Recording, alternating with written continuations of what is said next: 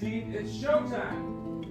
All right, we are on episode 5, Eric Abbenante versus the world, and we are having a great time here. You know, Eric's come a long way from his days of struggling. He didn't just dig ditches, you know, he also gave up a life of gay porn. Very lucrative, got the bills paid, and yep, that went away. And you know, they used to call his asshole the bagel.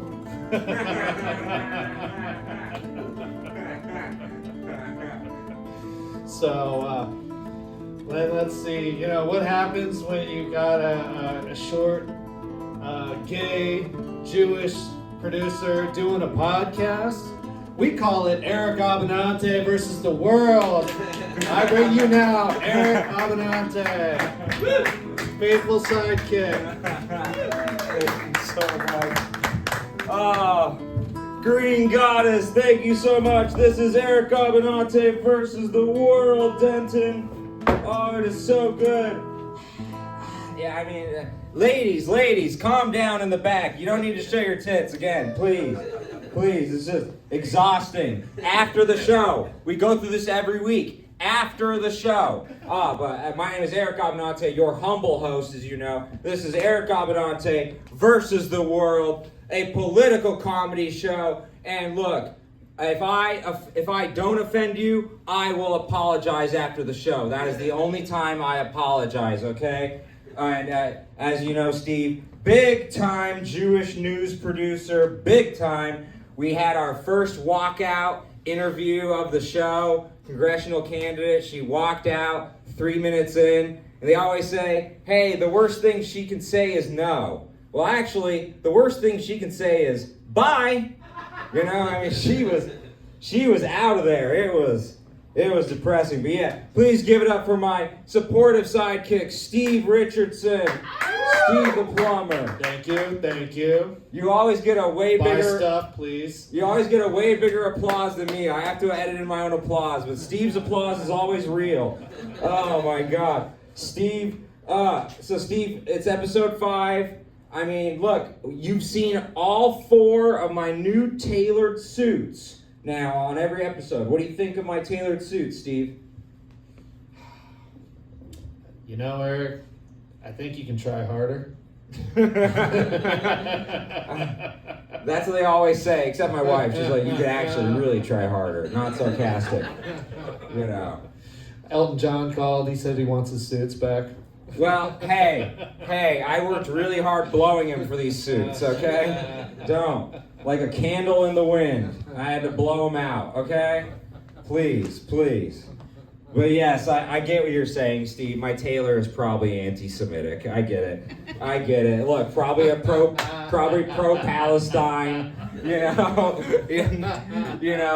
with the way they tailored my suit. I get it. There's a yellow star on the inseam too. I thought that was a little inappropriate. You know, but so we filmed this show every single week at the greatest dispensary in Texas, some say the world, Green Goddess Revival, here in Denton.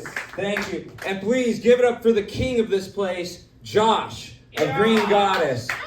He is in the credits. He is in the credits now as I tried to stop Eric. That's what he's in the credits as. And so we appreciate him. But every week we go over the latest in cannabis news, and this is a doozy. Greg Abbott, Texas Governor Greg Abbott, is telling the DPS to enforce laws on hemp products that are being sold at great places, just like Green Goddess. Yeah, it's disgusting. Boo. I mean, you'd think that Greg Abbott would be pro-smoking weed. You know, you would think that he would want us to burn trees after one fell on him. Okay?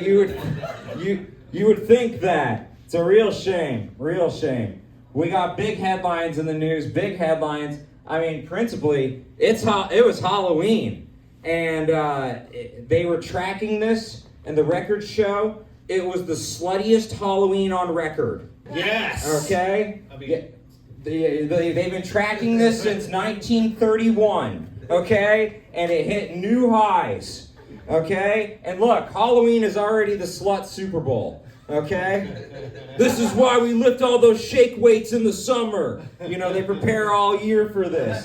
But it was the craziest slut Super Bowl ever, because what happened 2 days before Halloween?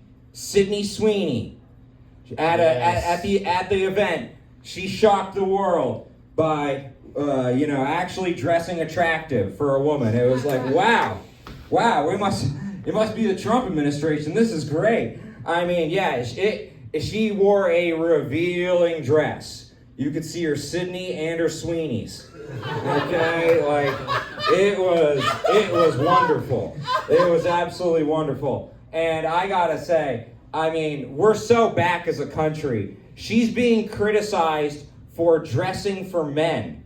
Huh? What a concept!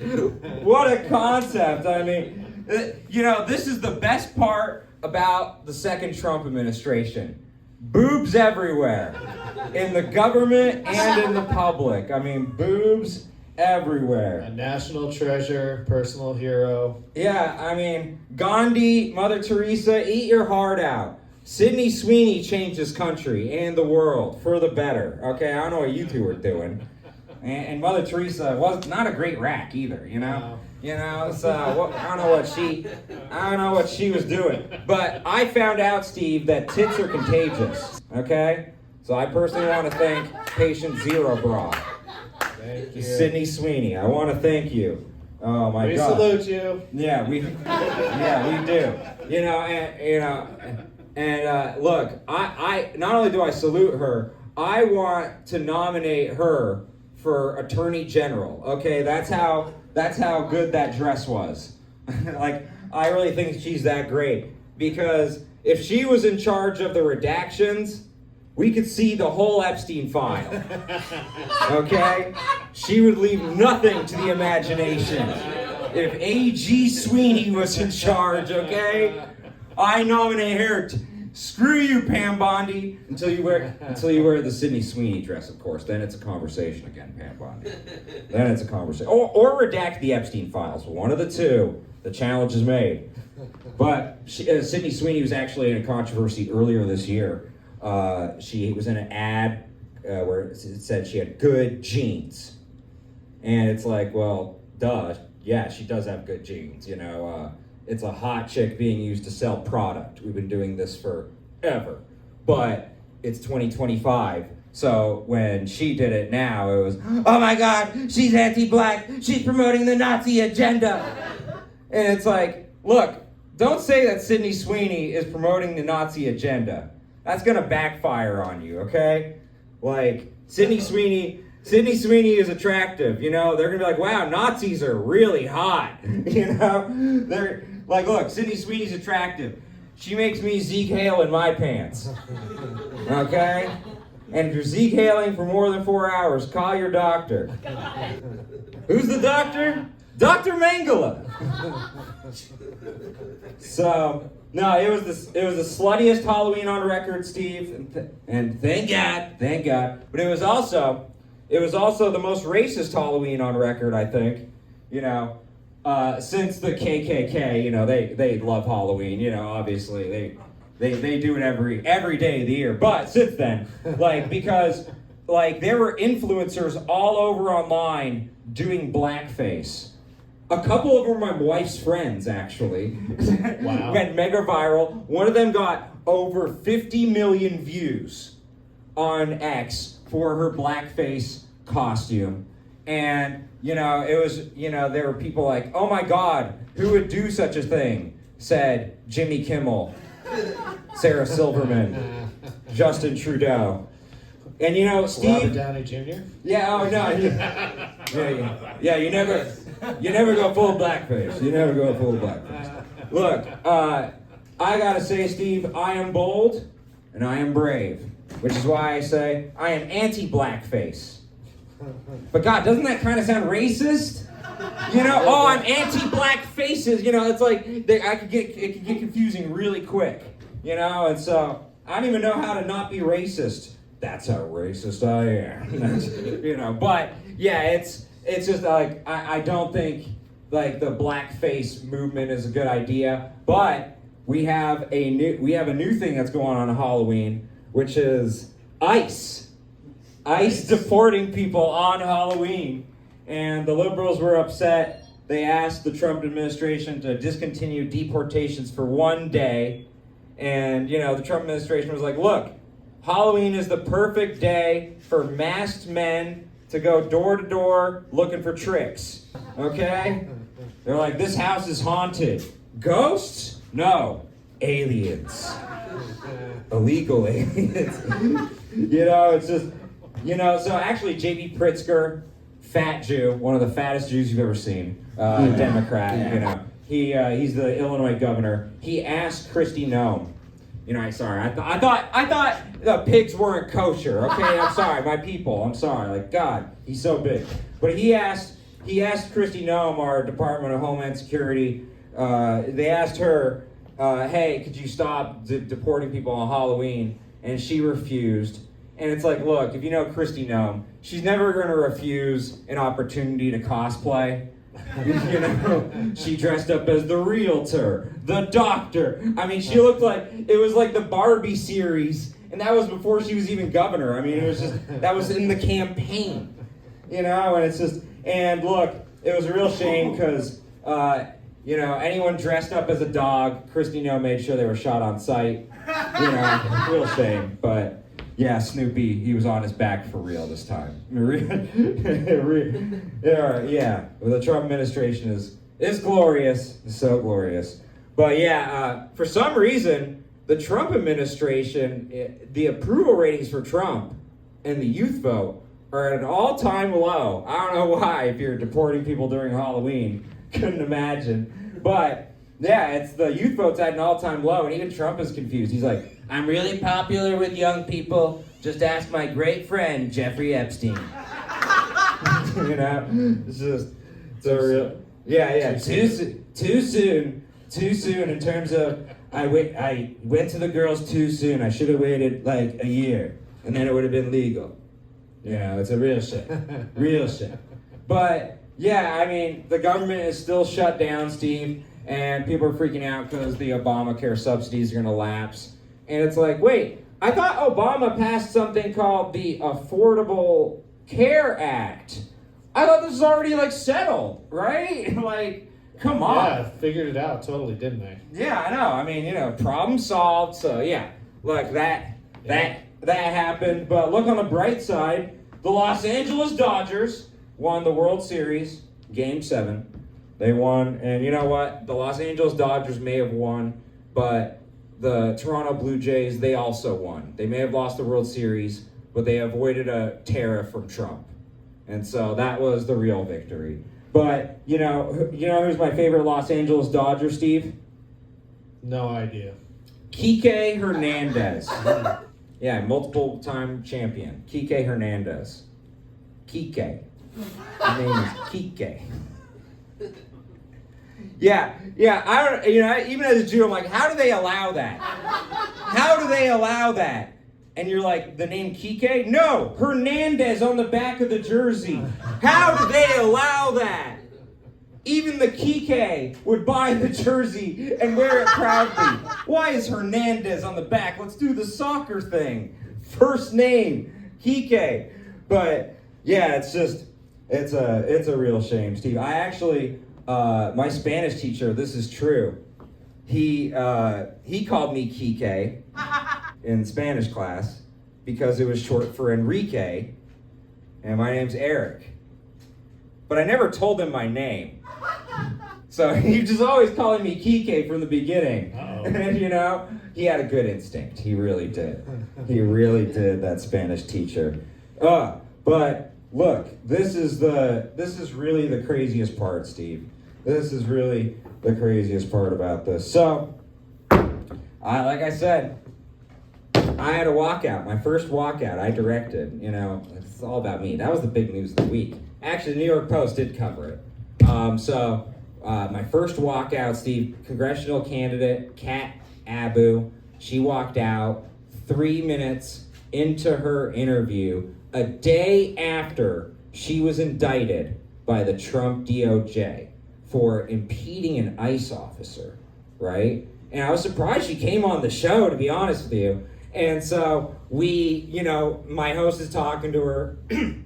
I play the clip of her literally impeding the ICE officer, in the car. And so my host just asked, so, are you, what's the case like? Are you guilty?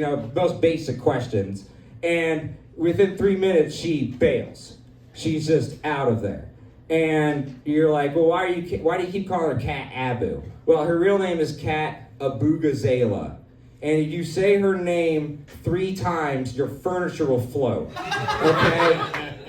So we're going to stick with Cat Abu. And I would know as an Abbenante, okay? It's a very similar situation. But, so she walked out 3 minutes in an interview where she's supposed to defend herself and make herself look not guilty.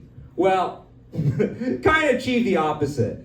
Like, Steve, if a very attractive woman asked you, hey, how big's your junk? What are you packing down there? Are you a grower?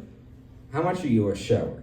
And, in that situation, that, you might look guilty if you aren't packing, Steve and I, we don't have that problem, I assume. It was in my mouth and my eyes, I remember. No. Hey, we weren't going to talk about that up here. Yeah, I know. No. But look, it's not gay if you do it just once. Yeah, exactly. Thank you.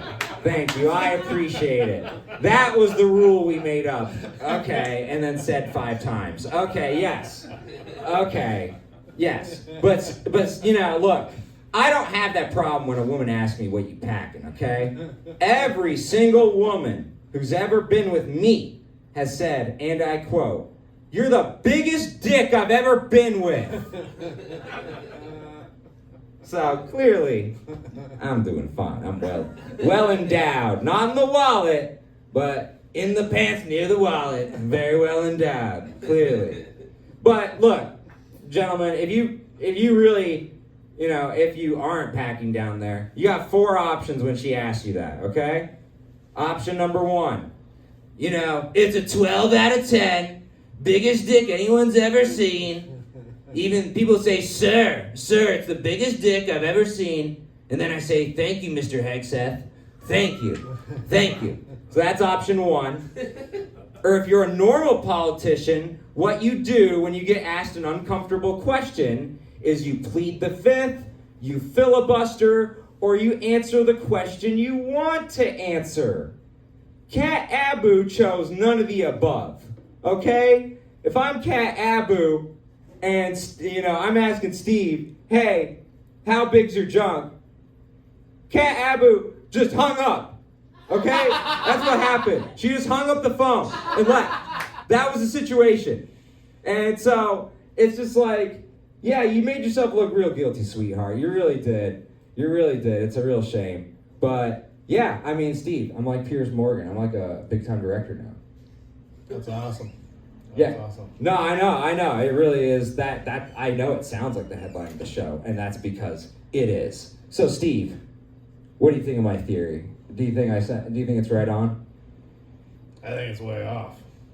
No, it's not way off, and it's not paranoid. It's Eric Abbenante versus the world! Okay, we have an amazing show for you tonight. We have one of my favorite comedians I've seen in DFW, Matt McElhone. I'm a big fan. I'm excited. But before we get to Matt McElhone, every single week we have a recurring segment because Steve is a plumber. And so every week we go over, in politics, who is the most clogged? Who is the most backed up? Who is the most constipated? And who is the most full of shit person in politics? Steve, who is that person? I had to check the notes. Gavin Newsom. Oh yeah, Gavin Newsom, you're about to get Unclogged by Steven Richardson. All right, so Gavin Newsom this week was on this podcast, these 2 NBA players, very popular podcast, Matt Barnes, Steven Jackson. It's called Up the Smoke. And so he was trying to appeal to all the non-white people and all the white people who wish they were non-white. You know, like he was trying to get that demo. And you know, like the way he did that was fascinating. I'll sum it up for you. Hey, you know, it's really terrible, man. Like, you know, my dad, like, wasn't there. And, you know, I was, like, a latchkey kid. And, like, I had to come and, like, figure stuff out on my own, man. It was just crazy. Like, you know what it's like when your dad's, like, you're not emotionally available. And then you just pull out the whole stand from the mic. God. That worked. Oh my God. Yeah, totally part of the bit, man. But seriously, thank you, Sidekick. Thank you, Sidekick. All right, you're like, you could just take it off the thing, you idiot. No, thank you. See, he's a plumber, so he actually knows how to fix things. I'm like, oh, how do I pay someone to fix things? I don't know how you fucked this up.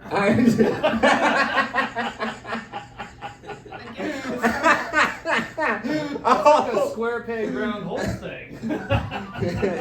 They call me Judini, you know. You know, I do magic tricks I can't even solve myself. You know, we call this mic stand Charlie Kirk, and it's a real shame what the Israelis did to him. Oy vey. Oy vey. But, okay, so Gavin Newsom, you know, basically like, oh, you know, my dad wasn't even there, man, you know. And it's like, so Gavin Newsom's shorthand for relating to black men is saying, yeah, my dad wasn't there. I'm just like you guys. It's just wonderful.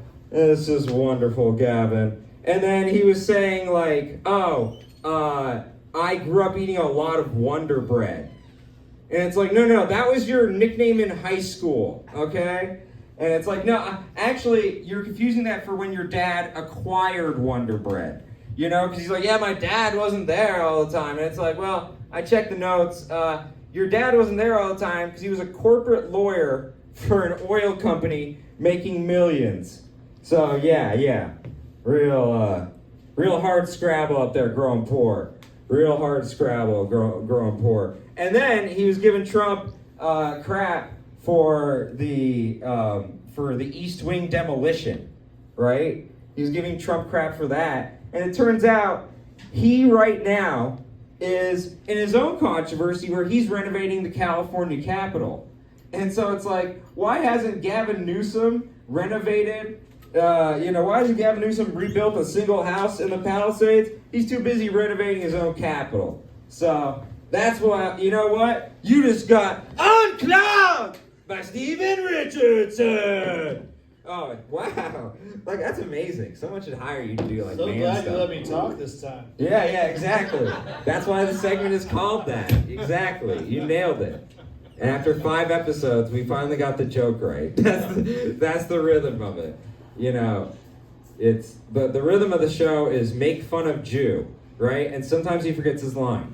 You know, Is anybody awake over there? Oh no, they're all in refractory mode from all the pregame sex I gave my groupies. But anyways, we have one of the great comedians here in DFW. I'm being sincere right now. Every time I see him, I am in awe of how good he is. And every time I see him, it's new stuff, and I really respect that. This guy is a man amongst boys out here, and I am really excited to watch him. Finally, someone funny and charming and likable, right, folks? Right?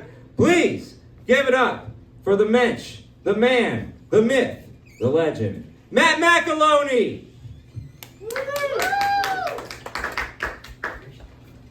That is water, by the way. I just washed my hands.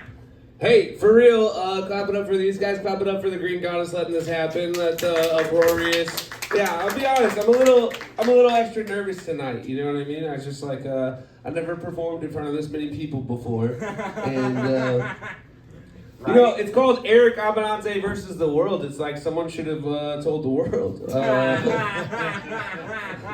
Other than the women showing their tits in the back, the audience is kind of like. Thank you. I appreciate it. I heard that you had your first walkout, and you mentioned that. You had your first walkout. Yeah. I was thinking about being your second walkout, just to, you know what I mean, just make a record. First walkout, Cam Scattaboo. No, what was her name? It wasn't Cam Scattaboo. It was Cat Abu, right? Came Scatterboo, though. He might be available. The Giants aren't using him right now. He might, you know. Cool. You know what I always start with that I can never start with here? I'll tell you guys. No, you know what? I won't. How about real quick, we give it up for those that serve us. Let's clap it up for the firefighters and the EMTs and the policemen. Yes, thank you. Are there any in here that we can thank individually? No cops or nothing? Okay. A dispensary? I'm trying to help Josh out, all right? So I still sell weed to my ex-wife, and I know I should quit, but she's so stupid, she's paying $30 a gram. Whoa! If you guys don't know how stupid that is, hit me up after the show. I got $20 grams. And I recognize that that's a horrible joke to tell at a dispensary. My current wife hates that joke, and she also hates being called my current wife, so... She's cool, but she's also super politically correct, which is hard for me sometimes as a comedian, you know? Like the other day, she was getting out of the shower, and I was like, "What's up, girl?" And she didn't like that very much. She said, "Don't call me that, it's infantilizing." And I was like, "Oh, my bad, baby." She was like, "It's fine, just work on it." And I could kind of tell she didn't get the joke, you know? So I doubled down on it. I was like, "I will, baby doll." And she said, "Stop it. You're being fucking childish." And I was like, "Wow, stop infantilizing me."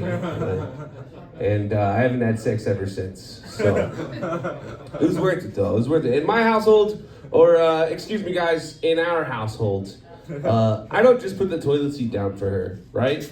Like, I also put the lid down over it, so that my strong and independent woman has the opportunity to do half of the work. Whenever she's taking her beautiful shits or whatever. I feel like if you're the type of girl, and I'm saying it by the way, if you're the type of girl who repeatedly falls in the toilet because she doesn't realize that the toilet seat wasn't put down for her, this is bold, Denton, but I don't think you deserve the same amount of pay. And I'm not saying that women don't deserve the same amount of pay. I'm just saying if you literally can't tell that the toilet's... Anyways. Feels like a good... You know what I mean? You guys, you do a lot of political jokes. We talked about it before the show. I don't do a lot of political jokes. And I was like going through the Rolodex of old jokes that I used to do. And here's one that I used to do as a survey, which I'm sure is going to hit so well here. Quick survey. Are you guys Team Roe or Team Wade? Let's do it real quick. Ready? Clap it up if you're Team Roe. Okay, all right. Clap it up if you're Team Wade. No one wants to participate in the survey. Is it possible you guys just have no fucking idea which one of those is the side you're on? And if that's the case, is there any chance that you could stop posting about it to Facebook? Like, what if we just leave this up to people that have an idea of the court case? Fuck yeah, dude. And I like doing shows for Eric. I think a lot of people give Eric shit for being an edgelord or whatever, you know what I mean? I think Eric's audience is one of the audiences that'll just let me like say whatever the fuck I want, you know what I mean? Mostly because they're not here.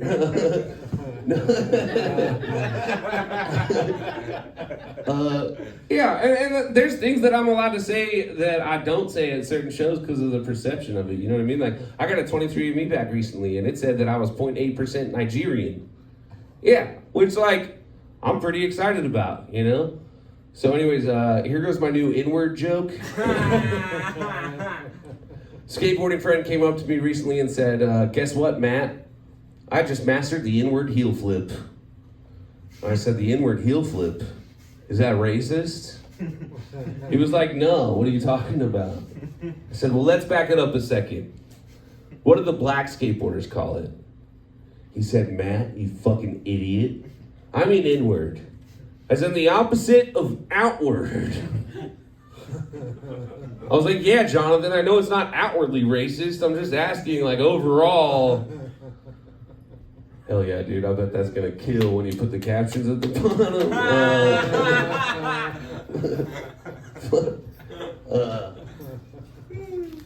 I had a kid a couple years ago. The kid is 2.5 down. I say the kid like I'm not obsessed with him. He's like my world and everything, but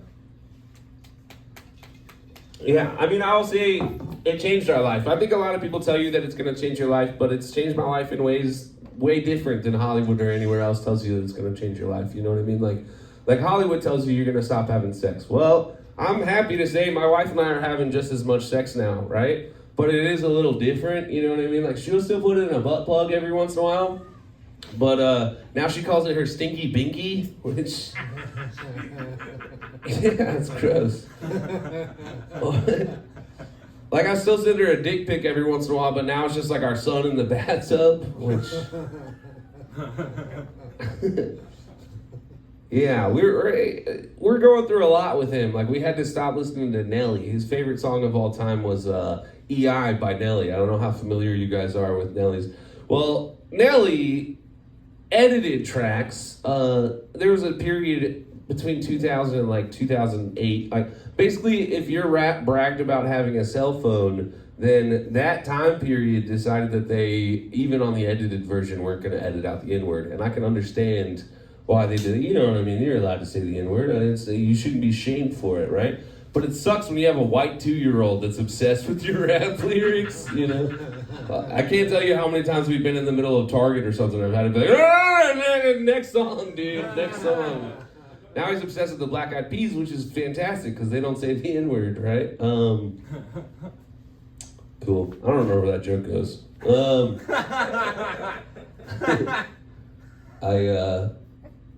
Yeah, what else is political in my set? Let's see. I'm trying to think of something political for you guys. I remember one time I was selling this strain of weed called Slurricane, and my wife, like I've already told you, super politically correct, was like, "Hey, you're not gonna sell that, right?"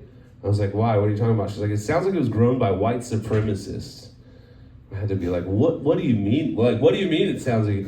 She's like, it's called Slurricane. Like, I don't think any of the Denton customers you have are gonna wanna smoke Slurricane and then get in trouble at school or whatever. I was like, honey, it's not, listen, trust me, this was not... The Nazis were very into eugenics, you know what I mean? Like, the Nazis were all about gene editing and like honestly, like, this Slurricane is like right here. It's like not that good, you know?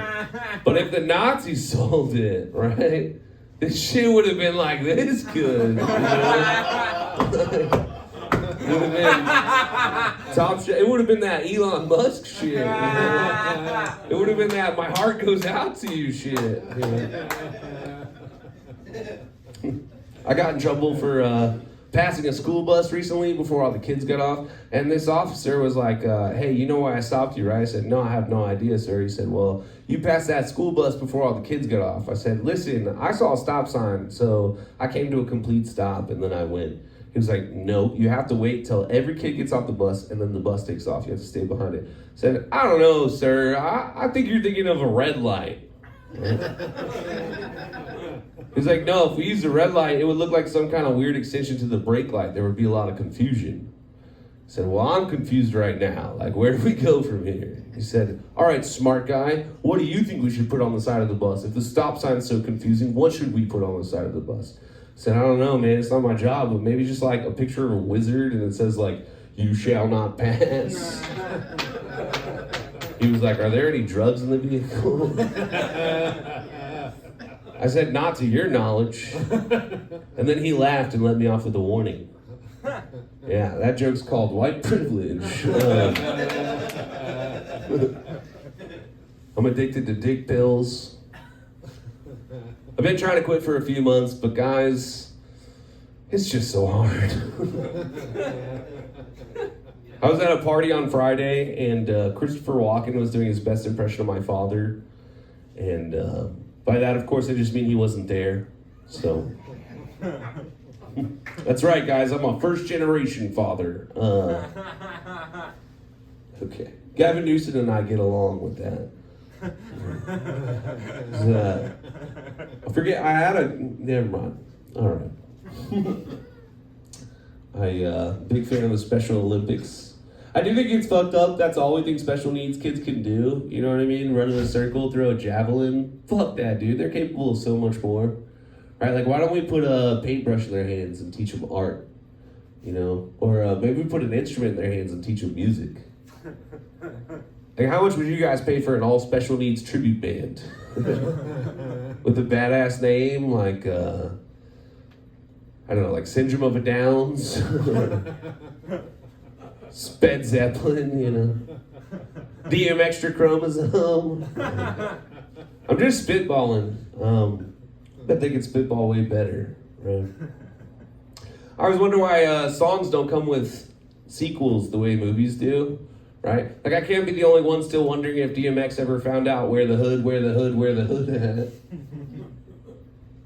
I think my favorite movie of all times, just to tell you guys a little bit about myself, my favorite movie of all time is the Ghostbusters movie, you know, the one from 2016 with all the women, right? That movie fucking slapped, right? Maybe we want to see more all-female casts. Maybe we want to see more feminine reboots, right? Like, I would love to see an all-female cast of, like, Brokeback Mountain. Or, Yeah. I was like the Fast and the Furious growing up. Maybe we do Fast and the Feminists. Or Too Fast, Too Feminist, right? Fast and the Feminist 3, Tokyo Switch. Genders, right? Fast 4, women. All right, I'm going to stop. The rest of those jokes get progressively worse, just like the franchise. Fast 10, your seatbelts, because women are driving. All right, for real, that's the last one. Gotta think of something to end on real quick. I think it's fucked up that, you know, like, I've been drinking for a long time. You know, I was raised Irish Catholic. I was in the Army. I fucking do open mics a couple nights a week, right? Like, I can put them back, you know what I mean? I think it's fucked up that me and my wife are held to the same .08 standard. Right? Like, one time she had half a beer and then she got sideswiped by a guardrail. I guess what I'm, like, advocating for is that the DMV should just let us show up, like, shithouse hammered and take the driver's test. And then at the end of the driver's test, they, like, give you a breathalyzer and they say, like, all right, this guy's a professional. They put it on your driver's license right there, like, .16 for him, dude. Like, with a little asterisk. It is weird that, like, we're in a dispensary. Do you know how many times I've been to comedy clubs and the comedians have snuck out to smoke weed? Yeah. It is so bizarre that here at this dispensary, I gotta sneak out to, like, hit my flask, you know? Feels so backwards, but in the best of ways, I love it here. I'm gonna call it right there. Do I just come back here? Yeah. All right, Matt McElhone, thank you guys. Thank you so much. Matt McElhone, one more time. I mean, that was wonderful. Like,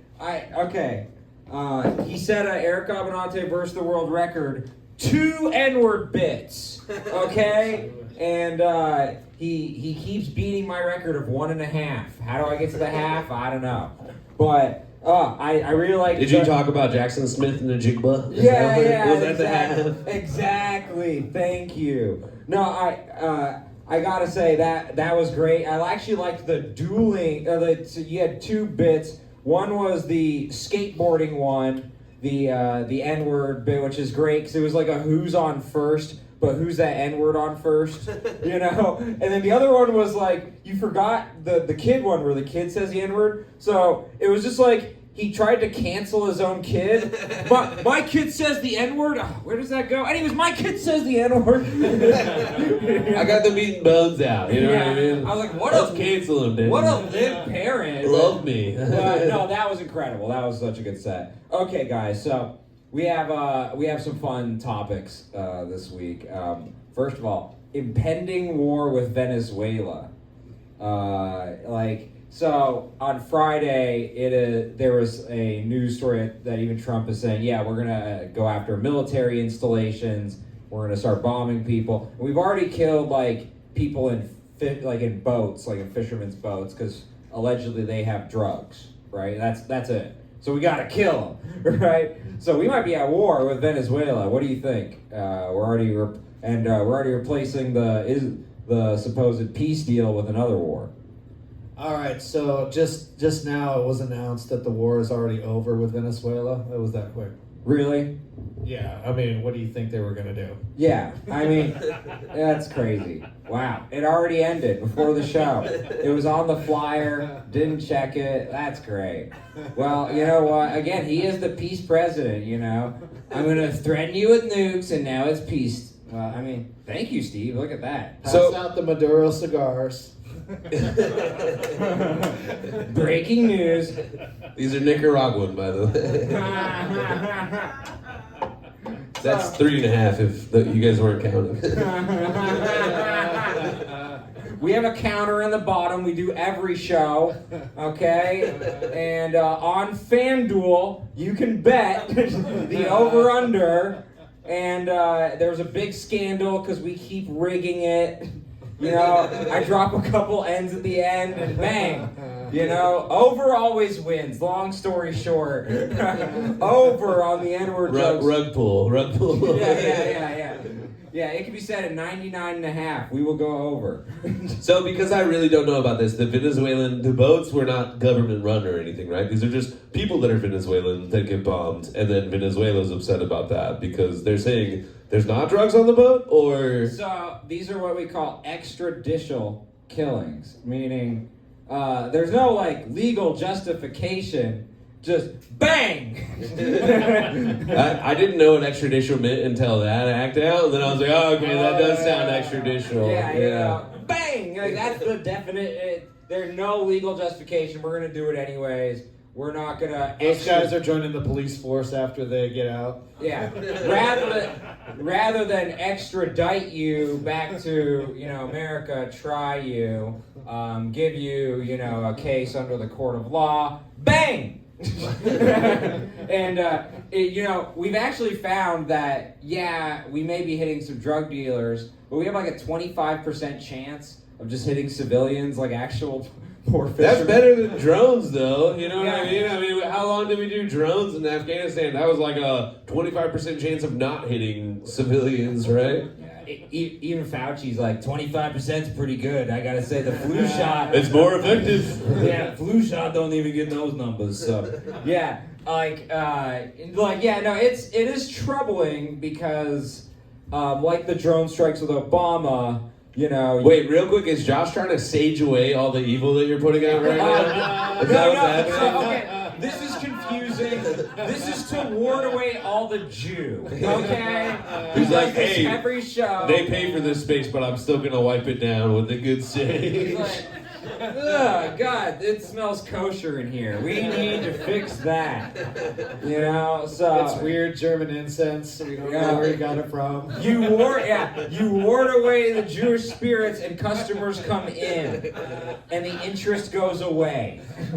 And so...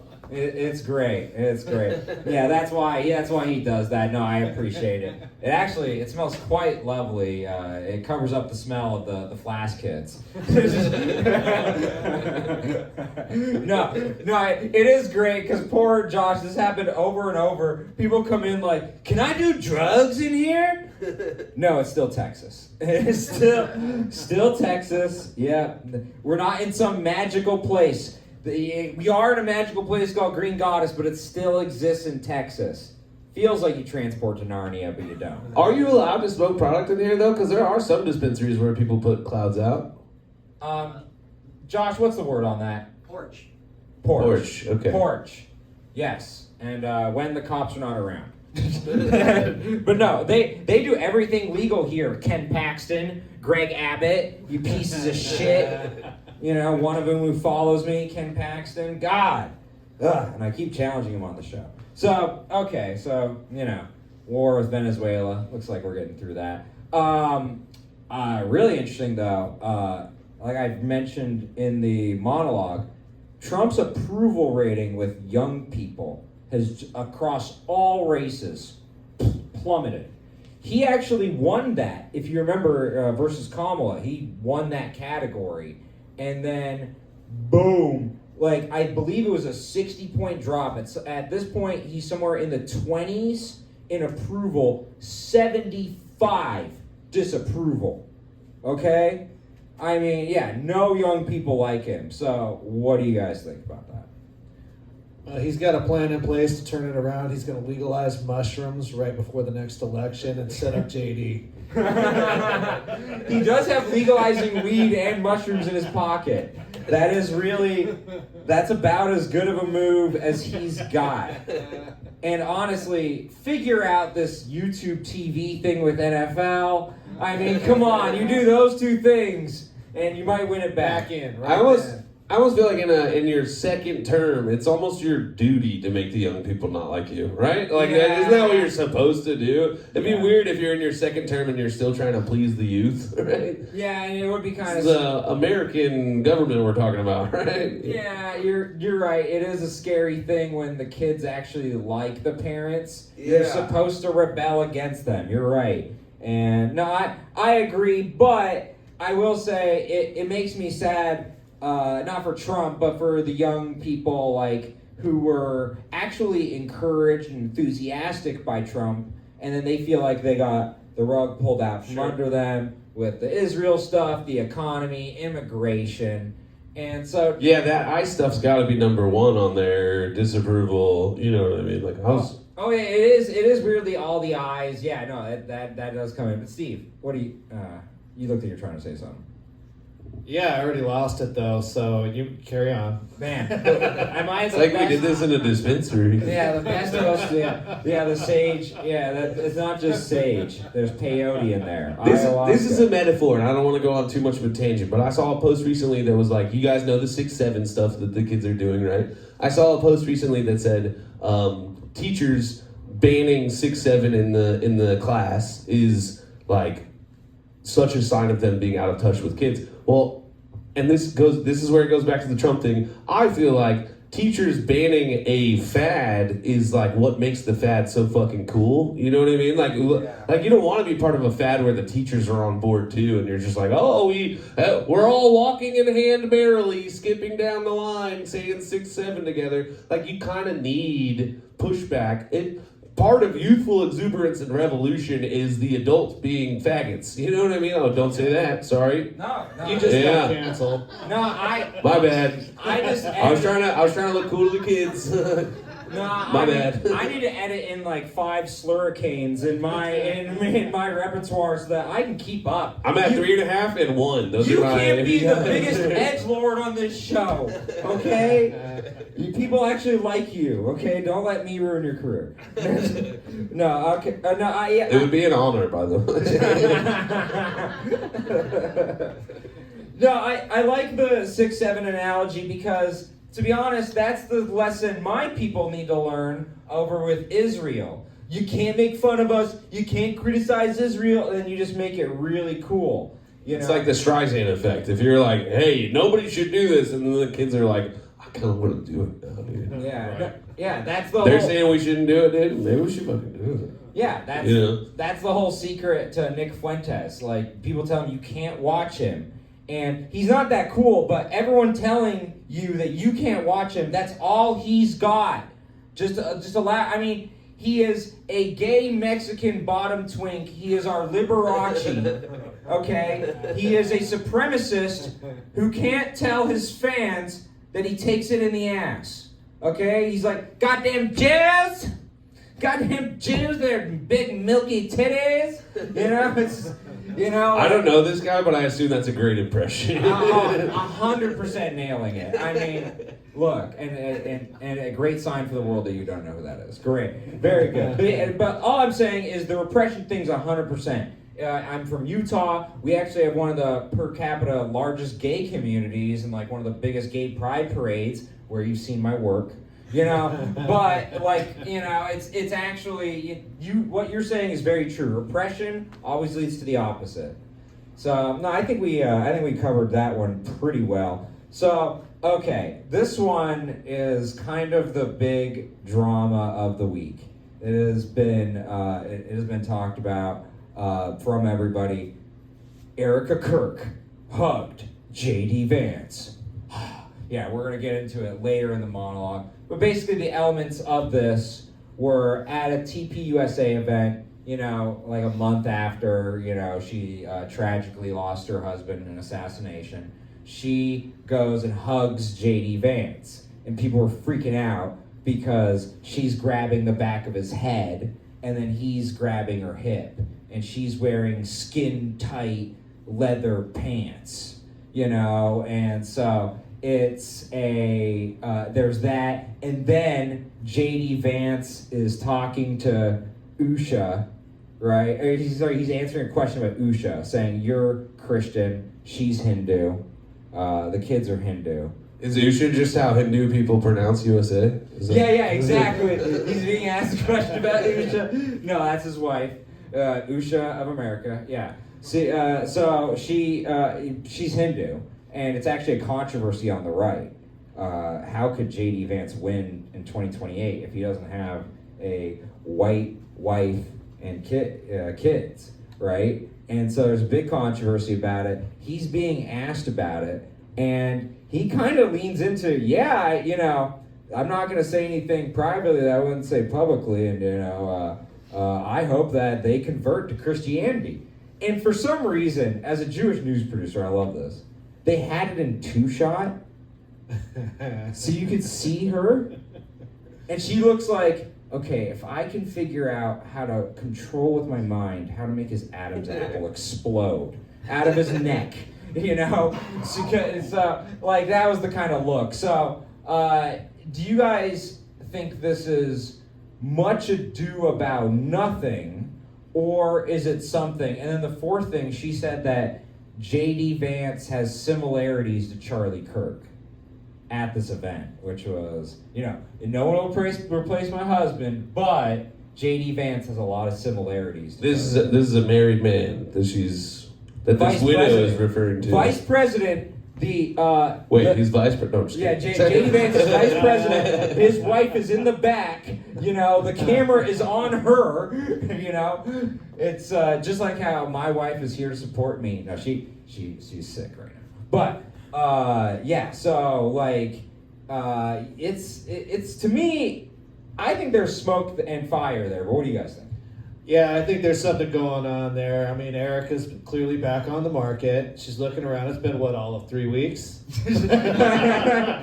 It's time to move on. JD, what are you doing later? So how like insanely bold is it to know that there's this many cameras on you, there's this many people watching? I mean, is this more of a play for I want attention from her than it is anything else? Or is this like a psyop or a false flag that's like, hey, everyone pay attention to this, and then in the meantime, something else is happening? Psyop, false flag. We're breaking through. I watch a lot of Joe Rogan. we're breaking through, okay? This is wonderful. But no, I think he's running for president in 2028 in that moment. And I think he is like now in speech mode every time he talks. Is there any chance we could get an act out for the audience? Can you guys, because we heard about the 5-second rule, right? It's not gay if you, can you guys act out the hug for the audience by chance? Yeah, so like it's right here. How about we not? Like this. And then grab right here, okay? Those are the two things, okay? And officer, I'll show you where you touched me. Yeah, exactly. I've never watched a video before where the plumber was not down for whatever. I feel like you're supposed to be down. He's like gonna get stuck in the washing machine or something.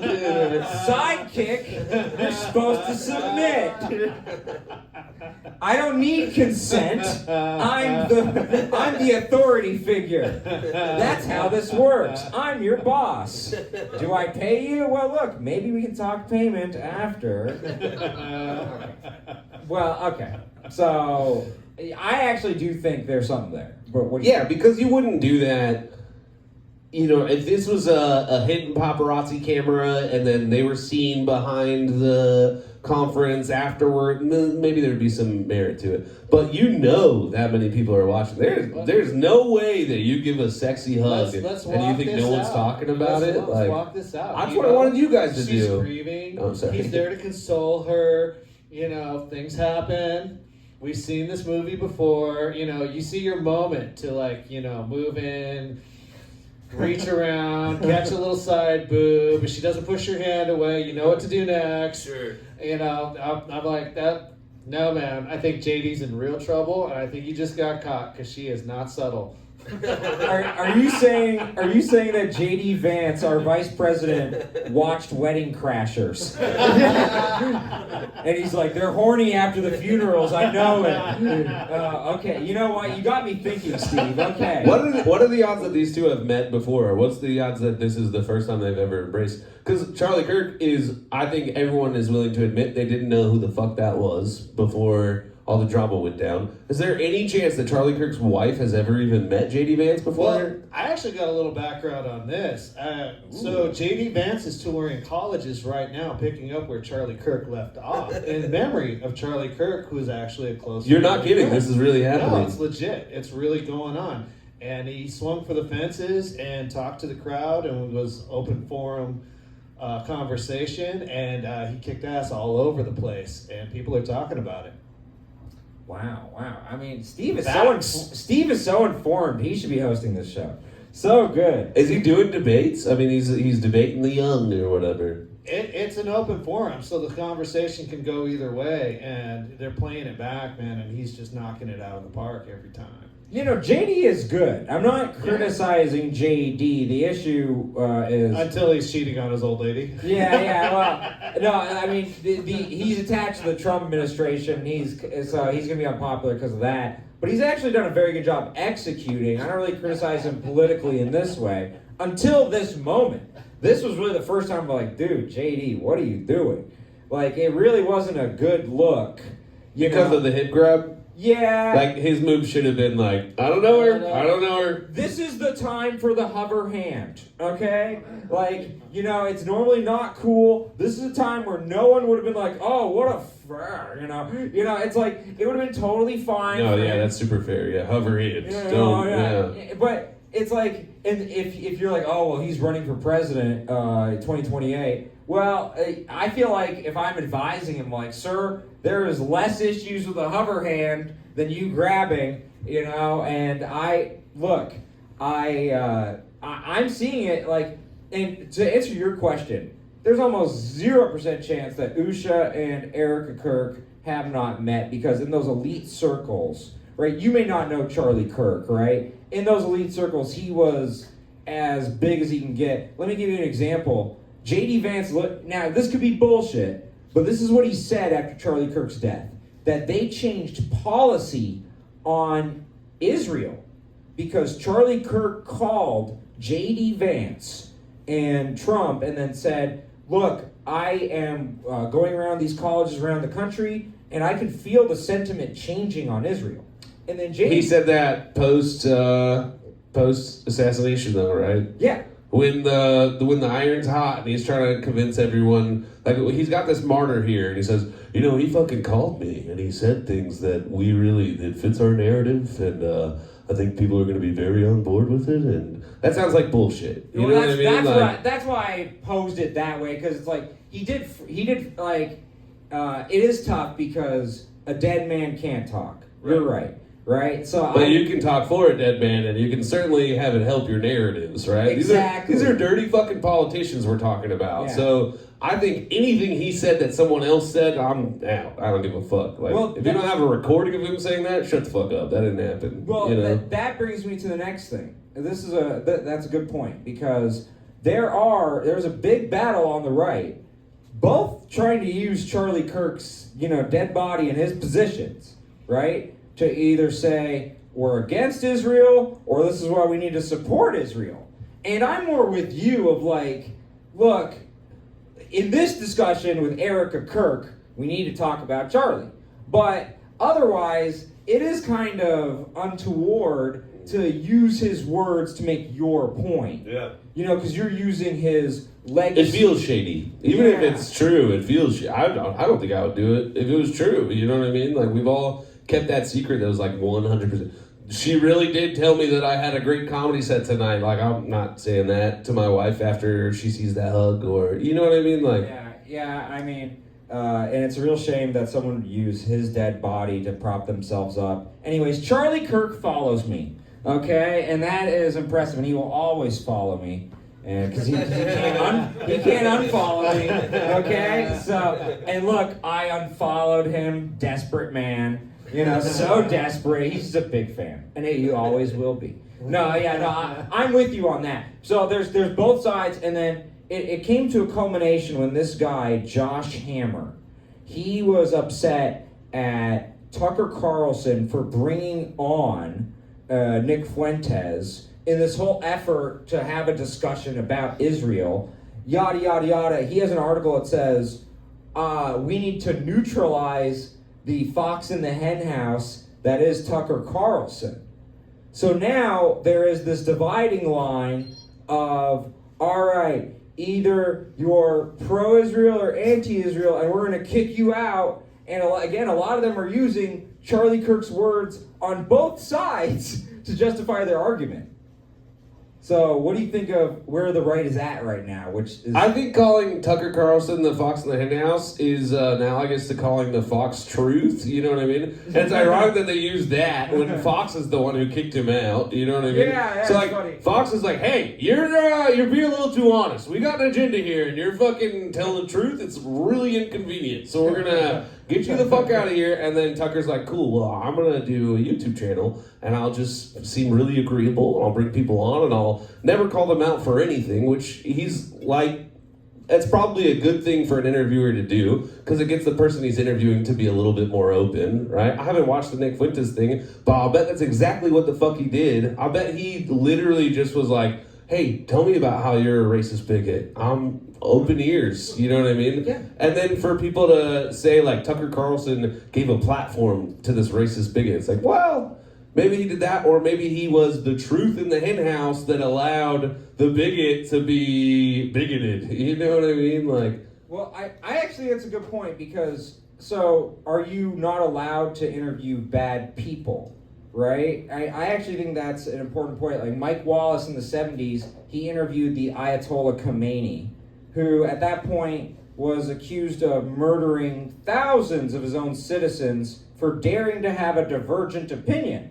But you can't interview him? What are people interviewing? Putin. My host, her co-host on another show, actually famously interviewed the Taliban. She was like the only one that they... All of them? Sorry. Yeah. The whole Taliban, but, Habib, it's not your turn, shut up!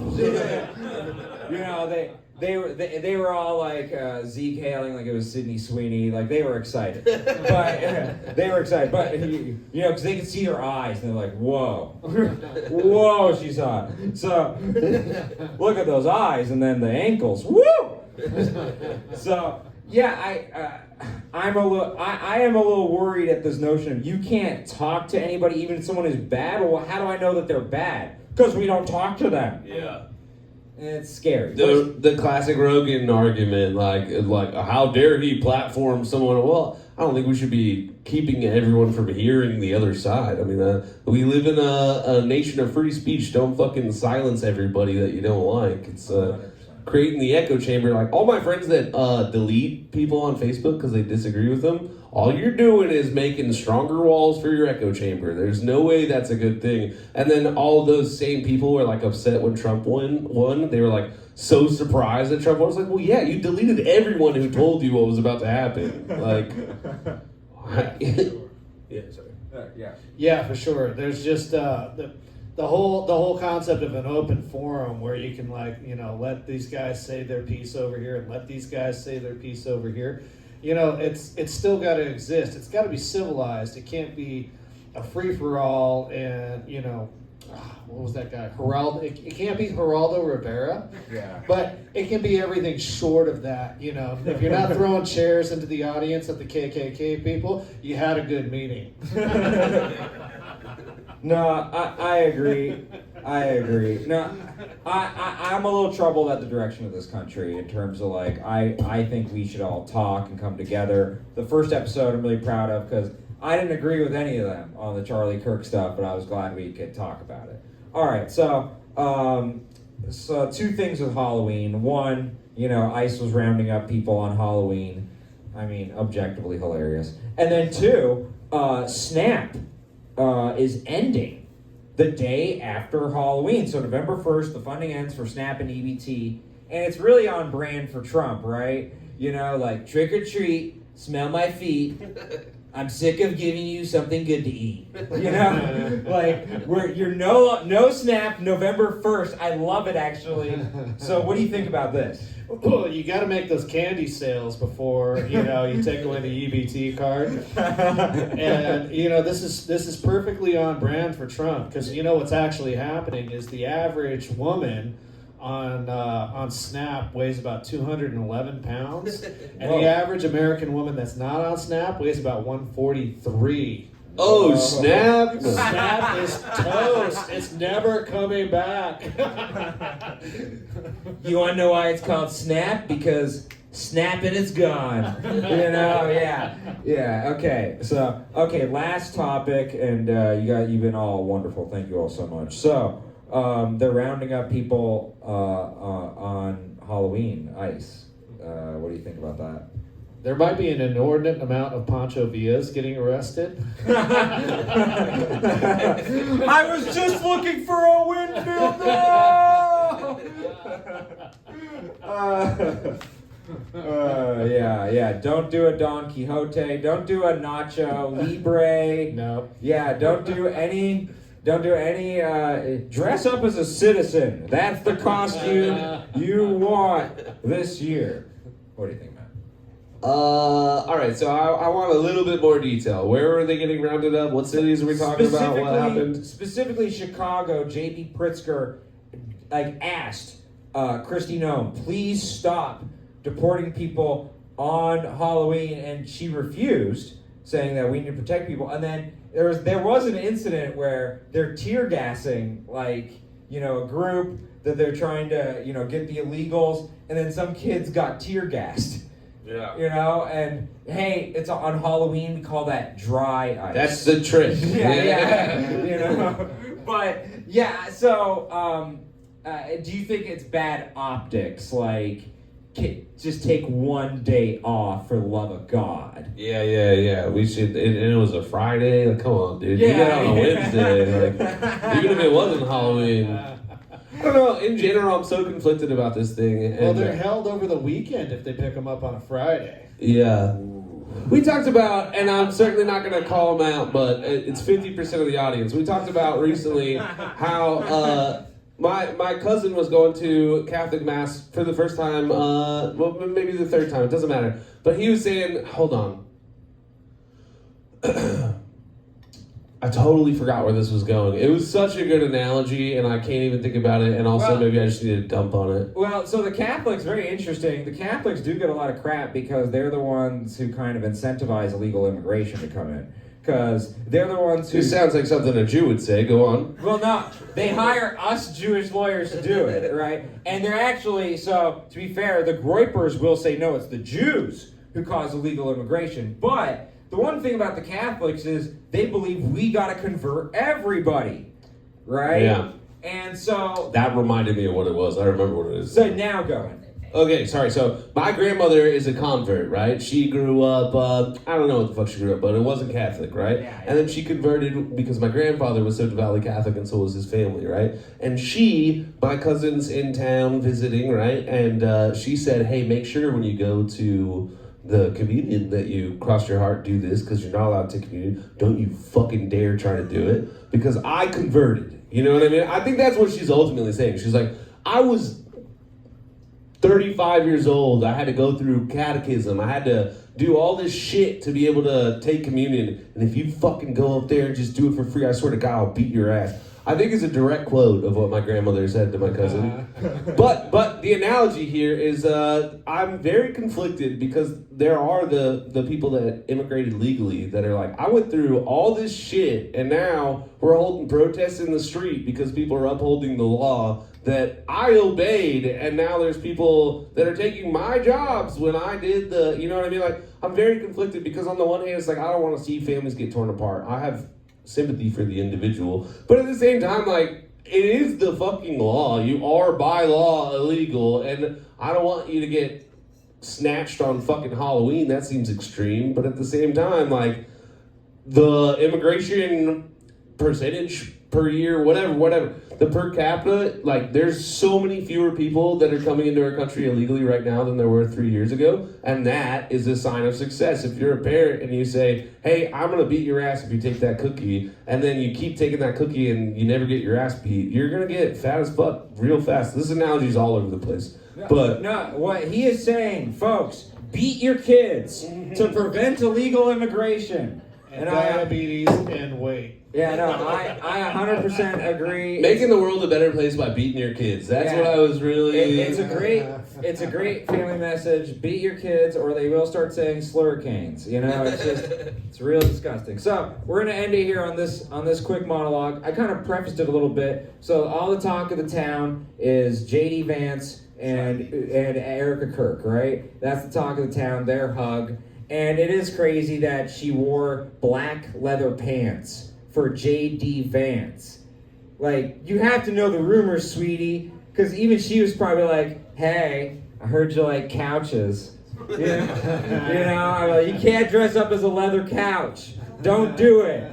It's bad. It's not going to go well. Yeah, so they, you know, like I said, he's answering this question, and his wife is staring at him. And she's like thinking, okay, how do I make his neck explode so that he has another similarity with Charlie Kirk? Like, she was just so upset with him when she was saying, oh yeah, he should convert. And honestly, at this point, J.D. Vance, if he divorces his wife so that he can win the presidency under the guise of Christianity, he will become the modern day King Henry VIII. You know, who created his own sect of Christianity so that he could get some new pussy. You know, as is tradition, as is great in religion. You know, I create my own religious cult. Good to be the king. Yeah, I create my own religious cult so I can get laid too. And well, look, I like it. Yeah, like you said, like fit for a king. But if J.D. Vance does this, if J.D. King Henry really does this, America will revolt. They will protest and talk about no kings at that point. Well, anyways, thank you all so much. It has been Eric Abbenante versus the world. Oh, thank you all. Oh, we really, oh my God, we really hit a record for audience members at this point. Oh my goodness. Especially once I edit in that entire crowd of nubiles. Oh, the crowd increased by like 50% right there at the end. Look, I can't do math, but that's probably right. Anyways, thank you all to Matt McElhone, Steve the Plumber, to the people who bailed, you're dead to me, and to everyone else, good night, Denton, Texas!